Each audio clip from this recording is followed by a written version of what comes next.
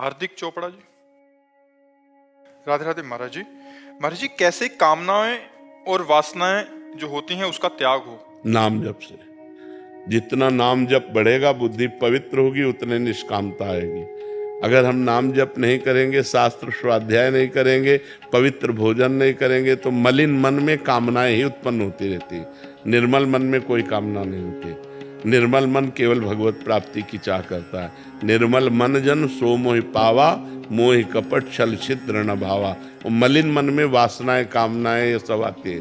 कामना वासना ये बहुत अंदर से पीड़ा प्रदान करते हैं। ये भोग मिल जाए, ये धन मिल जाए, ये मान प्रतिष्ठा मिल इसी संसार की चाह करते हैं। तो हमें चाहिए खूब नाम जप करना चाहिए और शास्त्रों का स्वाध्याय करना चाहिए, जिससे हमारी बुद्धि पवित्र हो और निष्काम हो जाए। महाराज जी, मैं मंत्र दीक्षित हूँ, तो उसमें आप क्या कहेंगे? जो पवित्र अवस्था में हमारे वस्त्र पवित्र हैं, हमने स्नान आदि किए, तो हम मंत्र जप करें। और जब हम पवित्र अपने को समझ रहे हैं शरीर आदि के द्वारा, तो फिर हम नाम जप करें। पवित्रता में गुरु मंत्र जपा जाता है और अपवित्र अवस्था में नाम जपा जाता है। दोनों बराबर ही हैं। तो जब पवित्रता हो तो गुरु मंत्र जपें, और जब शरीर अपवित्र का अनुभव करा रहा है, जैसे मुंह जूठा है, लघु शंका करके आए हैं, आचमन नहीं किए, शौच करके आए, कपड़ा नहीं धुले, तो फिर हमें नाम जप करना चाहिए। उस समय गुरु मंत्र जप नहीं करना चाहिए। इशिका जी कानपुर से। श्री हरिवंश महाराज जी। महाराज जी, हमने आपके सत्संग में सुना है कि जब कोई उपासक भगवत प्राप्त कर लेता है तो उसकी 21 पीढ़ियां तर जाती हैं। महाराज जी, अगर उसकी पीढ़ी में ही कोई फिर वर्तमान में या आगे पापाचरण करे तो उसको भी क्या गति प्राप्त होगी? हो जाएगी। वो तो सरकारी है ना, सरकारी है। जब पास तो पास हो गया, फिर क्या। अगर कोई गलत भी हुआ तो भी निकल जाएगा।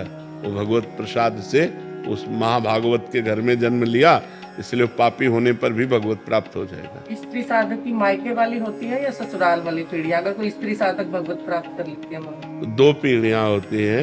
एक होती जैसे मायके की मातृपक्ष की, और एक होते पितृ पक्ष की। दोनों में कल्याण होगा, क्योंकि वो जिस घर से आई है तो माता पिता तो उसके हुए ना वो, और जिस घर में गई है उस परिवार में भी प्रकाश करेगी। इसीलिए स्त्री बहुत जोरदार पक्ष होता है कि वो दोनों वंश को उजागर करती है।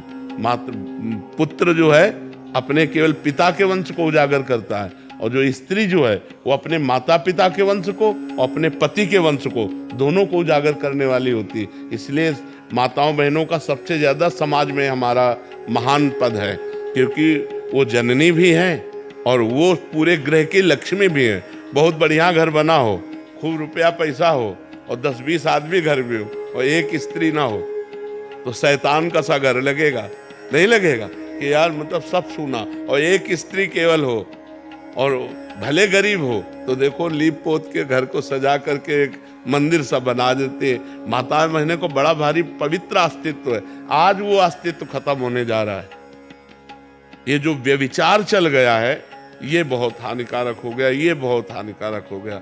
नहीं वो पढ़े लिखे हैं कि नहीं है, रूपवान है कि नहीं है, पति कैसा है, एक बार ब्याह हुआ, पूरे जीवन उसी घर में समर्पित होकर के पूरे घर को सजाकर वंशावली बढ़ाकर ऐसे चला जाता। जयेश जी गुजरात से। राधे राधे महाराज जी। महाराज जी, आपकी कृपा से नाम जप करने की कोशिश कर रहा हूँ। मेरा प्रश्न है कि नाम जप करते हुए हर एक घंटे में 3-4 बार ये बोलें कि मैं जड़ शरीर नहीं हूँ, मैं सच्चिदानंद घन स्वरूप हूँ, मैं कर्ता भोक्ता नहीं हूँ, मैं मात्र दृष्टा हूँ। बोलने की जरूरत नहीं। ये बोलने से नहीं आएगा, बोलने से नहीं। ये स्थिति आती है। जब तक अज्ञान का नाश नहीं होगा, अविद्या का नाश नहीं होगा, तो हम कहते रहेंगे यही, लेकिन हम बने शरीर ही रहेंगे। शरीराभिमान पुष्ट होता रहेगा।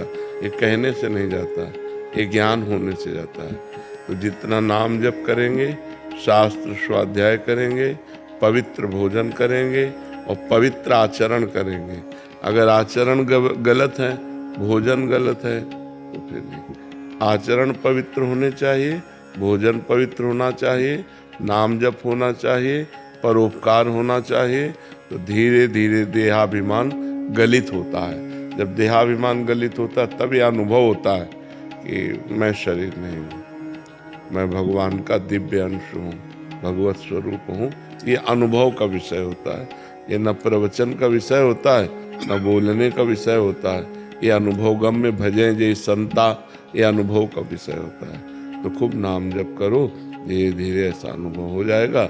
जब दुख मिले तो उस समय प्रयोग करो, जब भोग रहे हो उस समय प्रयोग करो कि मैं शरीर नहीं हूँ, मैं इंद्रियां नहीं हूँ, ये मायाकृत है और मैं चिदानंद हूँ, मैं भगवत स्वरूप हूँ ना।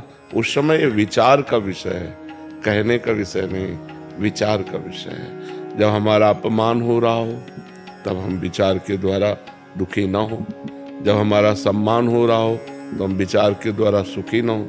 दुखी और सुखी होना ये मायाकृत है और आनंद और प्रसन्न होना ये भागवतिक है। तो इसलिए हम भगवान के चिंतन में आनंदित रहें, मायाकृत सुख दुख में न फिसलें।